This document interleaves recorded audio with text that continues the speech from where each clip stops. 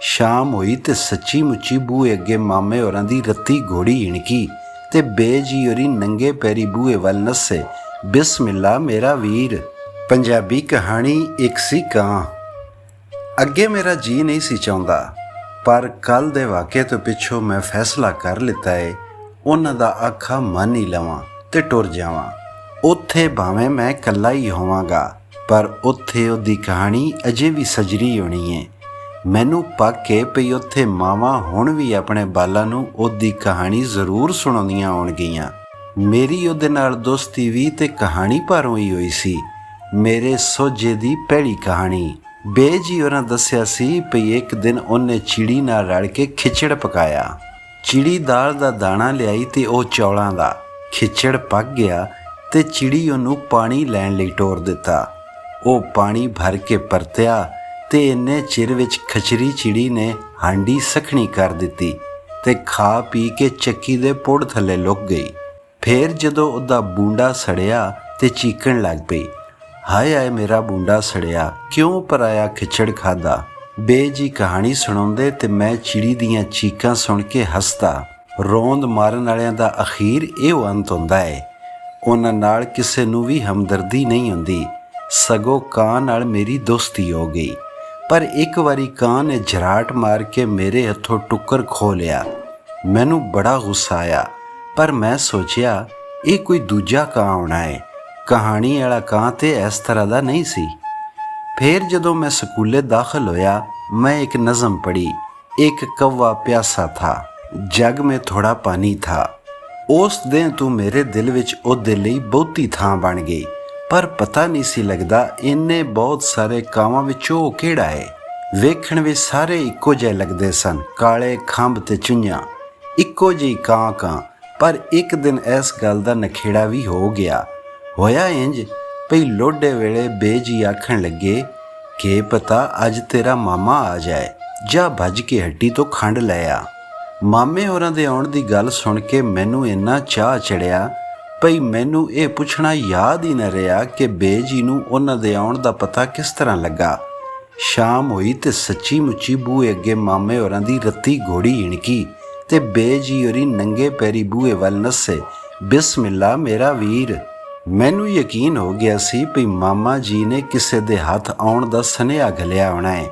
पर जदों रात नूं मैं मामा जी दी लिआंदी निक्की जी टार्च नाल टिटाणियां दियां नकलां लांदा पिया सां, बेजी दस्सिया पई उन्हां नूं कां दे बोलण तो मामा जी दे आउण दा पता लगा सी। मैं बड़ा हैरान होया पई कां नूं किस तरह पता लगा मामा जी आउण वाले ने। पर फिर सोचिया ते आपू समझ आ गई।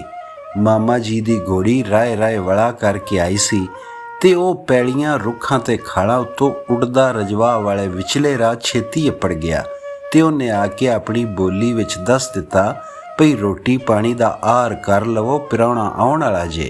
मैनू यकीन सी भई दूजी सवेर नूं ओह अपना इनाम लैण जरूर आवेगा। इसलिए मैं दूजे दिन सवेरे उठिया, वेख्या ते ओह सच्ची मुच्ची बनेरे उत्ते बैठा सी ते अपनी मजदूरी या इनाम लई कां कां पिया करदा सी। बेजी दुध रिड़क रहे सन। छिड्डी निकली ते मैं उहनूं ढेर सारी पा दित्ती ते ओह हमेश लई मेरा बेली बन गया। कुछ चिर पिछों मैं पिंड दे स्कूलों पढ़ के शहर चला गया ते ओह भी उत्थे आ गया। बोर्डिंग हाउस दी टाली उत्ते बैठा रहिंदा। मैं रोटी खाण लगदा ते उड़ के नेड़े आ बैंदा। जदों कदी मैं पिंड जाना हुंदा, ओह मेरे तो पहलां अपड़ के बेजी होरां नूं मेरी दस पा दिंदा ते बेजी ओहनूं चूरियां पांदे खातरां करदे। बहुता दिल हुसड़िया हुंदा ते दुध तो मलाई ला के खवांदे। फिर मैं होर दूर वड्डे शहर विच चला गया। पहला कॉलेज ते फिर यूनीवर्सिटी विच दाखिल होया, पर उन्हें मेरा साथ न छड़िया। मैं क्लास विचों बाहर आउंदा ते ओह किसे खिड़की दे छज्जे या रुख ते बैठा हुंदा। कैफेटेरिया दे बनेरे ते बह के मेरे वल तकदा रहिंदा। मैं अपने नाल दे मुंडे कुड़ियां नाल चाह पींदियां होया ओहदे लई एक अद्धा बिस्किट या सैंडविच दा टुकड़ा लुका लिआउंदा। मेरा जी चाहुंदा ओह मेरे मोढे ते आ बवे, मेरे नाल गल्लां करे। मैं जिथे बह के रोटी खांदा या चाह पींदा होवां, ओह मेरे कोल मेज़ ते आ बवे ते मेरी थाली विचों चुंझां भर भर के खाए। बेजी नूं मेरे खत ते मैनू उन्हां दे सनेहे पढ़ाए, पर ओह बहुत तरहिंदा। ਇੰਨੀ ਪੁਰਾਣੀ ਤੇ ਪੱਕੀ ਦੋਸਤੀ ਪਿੱਛੋਂ ਵੀ ਜ਼ਰਾ ਵਿਸਾਹ ਨਾ ਖਾਂਦਾ। ਮੈਂ ਅਗਾਂਹ ਵੱਧਦਾ ਤੇ ਉਹ ਫੁਰ ਕਰਕੇ ਕਿਸੇ ਉੱਚੀ ਡਾਲ ਤੇ ਜਾ ਬਹਿੰਦਾ। ਪੋਹ ਮਾਘ ਦੀਆਂ ਰਾਤਾਂ ਵਿੱਚ ਜਦੋਂ ਕੱਕਰ ਪੈਂਦਾ, ਹੀਟਰ ਕੋਲ ਬਹਿ ਕੇ ਪੜ੍ਹਦਿਆਂ, ਹੱਥ ਸੇਕਦਿਆਂ ਤੇ ਨਿੱਘੀ ਰੇਸ਼ਮੀ ਰਜ਼ਾਈ ਵਿੱਚ ਲੇਟ ਕੇ ਸੌਂਦਿਆਂ ਮੈਨੂੰ ਉਹਦਾ ਖਿਆਲ ਆ ਜਾਂਦਾ ਤੇ ਮੈਂ ਪਰੇਸ਼ਾਨ ਹੋ ਜਾਂਦਾ। ਖਬਰੇ ਉਹ ਕਿਸ ਰੁੱਖ ਦੇ ਪੱਤਰਾਂ ਉੱਲੇ ਲੁੱਕ ਕੇ ਬੈਠਾ ਕੰਬਦਾ ਹੋਵੇਗਾ, ਖੰਭਾਂ ਵਿੱਚੋਂ ਚੁੰਝ ਬਾਹਰ ਕੱਢ ਕੇ ਜਰੇ ਜਰੇ ਉਸ ਪਾਸੇ ਵੱਲ ਤੱਕਦਾ ਹੋਵੇਗਾ ਜਿੱਧਰੋਂ ਸੂਰਜ ਨਿਕਲਦਾ ਹੈ। ਜਦੋਂ ਕਦੀ ਰਾਤ ਨੂੰ ਮੀਂਹ ਵਸਦਾ, ਮੈਨੂੰ ਉਹਦਾ ਜਰੇ ਜਰੇ ਚੇਤਾ ਆਉਂਦਾ। ਖਬਰੇ ਉਹਦਾ ਕੀ ਹਾਲ ਹੋਵੇ। ਮੇਰੇ ਵੱਸ ਵਿੱਚ ਹੁੰਦਾ ਤੇ ਮੈਂ ਆਪਣੇ ਕਮਰੇ ਵਿੱਚ ਉਹਦਾ ਫੋਮ ਦਾ ਆਲ੍ਹਣਾ ਬਣਵਾ ਦਿੰਦਾ। ਕੱਕਰ ਪਾਲੇ ਦੀਆਂ ਇੰਨੀਆਂ ਰਾਤਾਂ ਮੈਂ ਉਹਦੀ ਫਿਕਰ ਵਿੱਚ ਗੁਜ਼ਾਰੀਆਂ ਪਈ ਬਾਜ਼ੇ ਵੇਲੇ ਜਾਪਦਾ ਮੈਂ ਮੀਂਹ ਪਾਲੇ ਦੀ ਰਾਤ ਆਪੂ ਉਹਦੇ ਨਾਲ ਕਿਸੇ ਰੁੱਖ ਦੀ ਡਾਲ ਤੇ ਬਹਿ ਕੇ ਗੁਜ਼ਾਰੀ ਏ। ਇੱਕ ਵਾਰੀ ਜਦੋਂ ਮੈਂ ਗਰਮੀਆਂ ਦੀਆਂ ਛੁੱਟੀਆਂ ਵਿੱਚ ਪਿੰਡ ਆਇਆ ਹੋਇਆ ਸਾਂ, ਉਹਨੇ ਕਮਾਲ ਹੀ ਕਰ ਦਿੱਤਾ। ਸਵੇਰੇ ਸਵੇਰੇ ਬੋਲਣ ਲੱਗ ਪਿਆ। ਮੈਂ 2-3 ਦਿਨ ਪਹਿਲਾਂ ਹੀ ਸਾਰੇ ਰਿਸ਼ਤੇਦਾਰਾਂ ਨੂੰ ਮਿਲ ਕੇ ਆਇਆ ਸੀ ਤੇ ਕਿਸੇ ਪ੍ਰਾਹੁਣੇ ਦੇ ਆਉਣ ਦੀ ਉਮੀਦ ਸੀ ਨਾ ਉਡੀਕ। ਪਰ ਬੇਜੀ ਆਖਿਆ, ਕਾਂ ਐਵੇਂ ਨਹੀਂ ਪਿਆ ਬੋਲਦਾ, ਜ਼ਰੂਰ ਕਿਸੇ ਆਉਣਾ ਹੈ। ਮੈਂ ਆਖਿਆ, ਬੇਜੀ ਕਿਸ ਆਉਣਾ ਹੈ? ਇਹ ਭੁੱਖਾ ਏ ਤੇ ਐਵੇਂ ਯਮਲੀਆਂ ਪਿਆ ਮਾਰਦਾ ਏ। ਪਰ ਸ਼ਾਮ ਵੇਲੇ ਜਦੋਂ ਸਾਡੇ ਬੂਹੇ ਅੱਗੇ ਟਾਂਗਾ ਆ ਖਲੋਤਾ ਤੇ ਮੈਂ ਹੈਰਾਨ ਰਹਿ ਗਿਆ। ਇੰਜ ਜਾਪਿਆ ਜਿਵੇਂ ਕੋਈ ਖੁਸ਼ੀਆਂ ਤੇ ਚਾਵਾਂ ਦਾ ਗੱਡਾ ਭਰ ਕੇ ਸਾਡੇ ਬੂਹੇ ਅੱਗੇ ਲੁੱਧ ਗਿਆ ਹੋਵੇ। ਟਾਂਗੇ ਵਿੱਚੋਂ ਨਾਹੀਦ ਤੇ ਉਹਦੇ ਅੱਬਾ ਜੀ ਉਤਰੇ ਤੇ ਮੇਰੇ ਅੰਦਰ ਦਾ ਬਾਲ ਤਾੜੀ ਮਾਰ ਕੇ ਖਿੜਖਿੜ ਹੱਸਿਆ। ਮੇਰਾ ਜੀ ਕੀਤਾ ਮੈਂ ਪਿੰਡ ਦੇ ਹਰ ਰੁੱਖ ਉੱਤੇ ਉਹਦਾ ਇੱਕ ਰਾਂਗੜਾ ਆਲ੍ਹਣਾ ਬਣਵਾ ਦੇਵਾਂ। ਦੂਜੇ ਦਿਨ ਮੈਂ ਨਾਹੀਦ ਨਾਲ ਉਹਦੀ ਗੱਲ ਕੀਤੀ ਤੇ ਉਹ ਟਾਹ ਕਰਕੇ ਹੱਸੀ। ਮੈਂ ਜਿਹਦੇ ਨਾਲ ਵੀ ਉਹਦੀ ਗੱਲ ਕਰਦਾ ਉਹ ਹੱਸ ਛੱਡਦਾ। ਅਖੀਰ ਮੈਂ ਉਹਦੀ ਗੱਲ ਕਰਨੀ ਛੱਡ ਦਿੱਤੀ, ਪਰ ਉਹਦੇ ਨਾਲ ਮੇਰੀ ਦੋਸਤੀ ਹੋਰ ਪੱਕੀ ਹੋ ਗਈ। ਮੈਂ ਉਹਦੀਆਂ ਖਾਤਰਾਂ ਕਰਦਾ ਤੇ ਉਹ ਮੇਰੇ ਪ੍ਰਾਹੁਣਿਆਂ ਦੀਆਂ ਖਬਰਾਂ ਲਿਆਉਂਦਾ ਤੇ ਲੈ ਜਾਂਦਾ ਰਿਹਾ। ਫਿਰ ਮੈਂ ਸ਼ਹਿਰ ਵਿੱਚ ਨੌਕਰੀ ਕਰ ਲਈ। ਨਾਹੀਦ ਨਾਲ ਮੇਰਾ ਵਿਆਹ ਹੋ ਗਿਆ।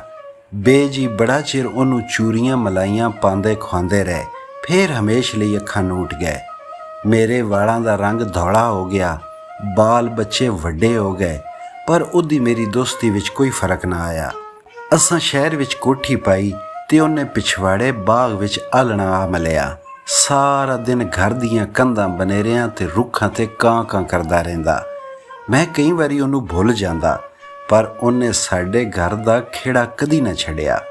ਕਦੀ ਛੁੱਟੀ ਵਾਲੇ ਦਿਨ ਮੈਂ ਉਹਦੇ ਬਾਗ ਵਿੱਚ ਆ ਜਾਂਦਾ, ਉਹਦੇ ਖਾਣ ਲਈ ਚੀਜ਼ਾਂ ਵਸਤਾਂ ਲੈ ਕੇ। ਉਹ ਆਪਣੇ ਸਾਥੀਆਂ ਬੇਲੀਆਂ ਨੂੰ ਵੀ ਸੱਦ ਲੈਂਦਾ। ਹਰ ਤਰਫ ਕਾਂ ਦਾ ਬੜਾ ਰੌਲਾ ਪੈਂਦਾ, ਬੜੀ ਰੌਣਕ ਲੱਗਦੀ, ਬੜਾ ਸਵਾਦ ਆਉਂਦਾ। ਬਾਲ ਬੱਚੇ ਹੋਰ ਵੱਡੇ ਹੋ ਗਏ। ਮੈਂ ਨੌਕਰੀਓਂ ਰਿਟਾਇਰ ਹੋ ਗਿਆ। ਨਾਹੀਦ ਹਮੇਸ਼ ਲਈ ਮੇਰਾ ਸਾਥ ਛੱਡ ਗਈ। ਬਹੁਤ ਕੁਝ ਉੱਪਰ ਥੱਲੇ ਹੋ ਗਿਆ, ਪਰ ਉਹਨੇ ਯਾਰੀ ਨਾ ਤਰੋੜੀ। ਜਦੋਂ ਕਦੀ ਕਿਸੇ ਪੁਰਾਣੇ ਸੰਗੀ ਬੇਲੀ ਜਾਂ ਲੱਗਦੇ ਲੀਂਦੇ ਆਉਣਾ ਹੁੰਦਾ, ਉਹ ਨੇੜੇ ਦੇ ਕਿਸੇ ਰੁੱਖ ਜਾਂ ਬਨੇਰੇ ਤੇ ਬਹਿ ਕੇ ਉੱਚੀ ਬੋਲਣ ਲੱਗ ਪੈਂਦਾ, ਕਾਂ। ਫਿਰ ਧੀਆਂ ਆਪਣੇ ਘਰ ਵਾਲੀਆਂ ਹੋ ਗਈਆਂ ਤੇ ਪੁੱਤਰਾਂ ਨੂੰ ਭਾਗ ਲੱਗੇ ਤੇ ਵਿਹੜਾ ਭਰਿਆ ਗਿਆ। ਮੈਂ ਰੋਜ਼ ਸਵੇਰੇ ਬਾਗ ਵਿੱਚ ਸੈਰ ਕਰਨ ਜਾਂਦਾ। ਉਹ ਮੈਨੂੰ ਵੇਖ ਕੇ ਚਾਹ ਨਾਲ ਸਾਰੇ ਬਾਗ ਵਿੱਚ ਉਡਾਰੀਆਂ ਲਾਂਦਾ। ਘਰ ਪਰਤਦਾ ਤੇ ਉਹ ਮੇਰੇ ਤੋਂ ਪਹਿਲਾਂ ਆ ਕੇ ਬਨੇਰੇ ਤੇ ਬੈਠਾ ਹੁੰਦਾ। ਪਿਛਲੇ ਕੁਝ ਮਹੀਨਿਆਂ ਤੋਂ ਮੇਰੇ ਪੁੱਤਰਾਂ ਨੂੰਹਾਂ ਨੂੰ ਕੋਠੀ ਸੌੜੀ ਜਾਪਣ ਲੱਗ ਪਈ ਤੇ ਉਹਨਾਂ ਨੂੰ ਪਿੰਡ ਵਾਲੀ ਜ਼ਮੀਨ ਤੇ ਮਕਾਨਾਂ ਦੀ ਫਿਕਰ ਸਤਾਉਣ ਲੱਗ ਪਈ ਸੀ। ਉਹ ਪੱਜ ਨਾਲ ਮੈਨੂੰ ਕਈ ਵਾਰੀ ਆਖ ਚੁੱਕੇ ਸਨ ਭਈ ਮੈਨੂੰ ਪਿੰਡ ਜਾ ਕੇ ਆਪਣਾ ਜੱਦੀ ਪੁਸ਼ਤੀ ਮਕਾਨ ਆਬਾਦ ਕਰਨਾ ਤੇ ਜ਼ਮੀਨਾਂ ਦੀ ਨਿਗਰਾਨੀ ਕਰਨੀ ਚਾਹੀਦੀ ਏ। ਮੈਂ ਕਈ ਵਾਰੀ ਸੋਚਿਆ ਭਈ ਚਲਾ ਜਾਵਾਂ, ਪਰ ਬਾਲਾਂ ਦੀ ਰੌਣਕ ਛੱਡ ਕੇ ਪਿੰਡ ਵਿੱਚ ਇਕੱਲਿਆਂ ਰਹਿਣ ਨੂੰ ਜੀ ਨਾ ਮੰਨਦਾ। ਪਰ ਪਰਸੋਂ ਰਾਤੀ ਜਿਹੜਾ ਤੂਫਾਨ ਆਇਆ ਸੀ, ਉਹਨੇ ਮੇਰੀ ਸਲਾਹ ਬਦਲ ਦਿੱਤੀ। ਇਹ ਬੜਾ ਸਖਤ ਤੂਫਾਨ ਸੀ। ਮੇਰੀ ਭੁੱਲ ਨਾਲ ਤੂਫਾਨ ਵਾਲੇ ਪਾਸੇ ਦੀਆਂ ਬਾਰੀਆਂ ਖੁੱਲ੍ਹੀਆਂ ਰਹਿ ਗਈਆਂ ਸਨ, ਜਿਹਦੀ ਵਜ੍ਹਾ ਤੋਂ ਬਾਹਰ ਦਾ ਤੂਫਾਨ ਘਰ ਦੇ ਅੰਦਰ ਆ ਵੜਿਆ ਤੇ ਘਰ ਦੀਆਂ ਬਹੁਤ ਸਾਰੀਆਂ ਨਿੱਕੀਆਂ ਵੱਡੀਆਂ ਚੀਜ਼ਾਂ ਟੁੱਟ ਭੱਜ ਜਾਂ ਗਵਾਚ ਗਈਆਂ। ਅੱਧੀ ਰਾਤ ਤੀਕ ਮੇਰੀ ਨਿੱਕੀ ਨੂੰਹ ਤੇ ਵੱਡੇ ਪੁੱਤਰ ਦੇ ਉੱਚੀ ਬੋਲਣ ਦੀਆਂ ਆਵਾਜ਼ਾਂ ਆਉਂਦੀਆਂ ਰਹੀਆਂ। ਫਿਰ ਬਾਕੀ ਦੀ ਅੱਧੀ ਰਾਤ ਪਿਛਲੀਆਂ ਭੁੱਲਾਂ ਗਿਣਦਿਆਂ ਤੇ ਤੂਫਾਨ ਵਿੱਚ ਰੁੜ ਗਈਆਂ ਚੀਜ਼ਾਂ ਵਸਤਾਂ ਦਾ ਵੈਰਵਾ ਕਰਦਿਆਂ ਗੁਜ਼ਰੀ। ਵੱਡੇ ਵੇਲੇ ਮੈਂ ਬਾਗ ਵਿੱਚ ਗਿਆ। ਦਿਲ ਵਿੱਚ ਭੈੜੇ ਖਿਆਲ ਆਉਂਦੇ, ਖਬਰੇ ਉਹਦਾ ਕੀ ਹਾਲ ਹੋਇਆ। ਵੇਖਿਆ ਤੇ ਬਾਗ ਵਿੱਚ ਬੇਹਿਸਾਬ ਕਾਂ ਚਾਰੇ ਪਾਸੇ ਕਾਂ ਕਰਦੇ ਫਿਰਦੇ ਸਨ।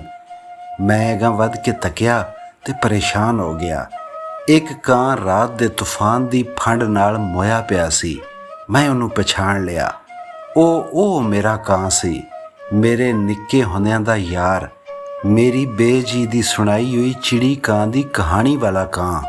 ਅੱਗੇ ਮੇਰਾ ਜੀ ਨਹੀਂ ਸੀ ਚਾਹੁੰਦਾ ਭਈ ਬਾਲਾਂ ਦੀ ਰੌਣਕ ਛੱਡ ਕੇ ਟੁਰ ਜਾਵਾਂ, ਪਰ ਕੱਲ੍ਹ ਪਰਸੋਂ ਦੇ ਵਾਕਿਏ ਪਿੱਛੋਂ ਮੈਂ ਫੈਸਲਾ ਕਰ ਲਿੱਤਾ ਹੈ ਉਹਨਾਂ ਦਾ ਆਖਾ ਮੰਨ ਹੀ ਲਵਾਂ।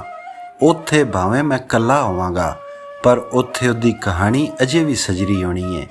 ਮੈਨੂੰ ਯਕੀਨ ਹੈ ਭਈ ਉੱਥੇ ਅਜੇ ਵੀ ਸੌਣ ਵੇਲੇ ਮਾਵਾਂ ਆਪਣੇ ਬਾਲਾਂ ਨੂੰ ਉਹਦੀ ਕਹਾਣੀ ਜ਼ਰੂਰ ਸੁਣਾਉਂਦੀਆਂ ਹੋਣਗੀਆਂ।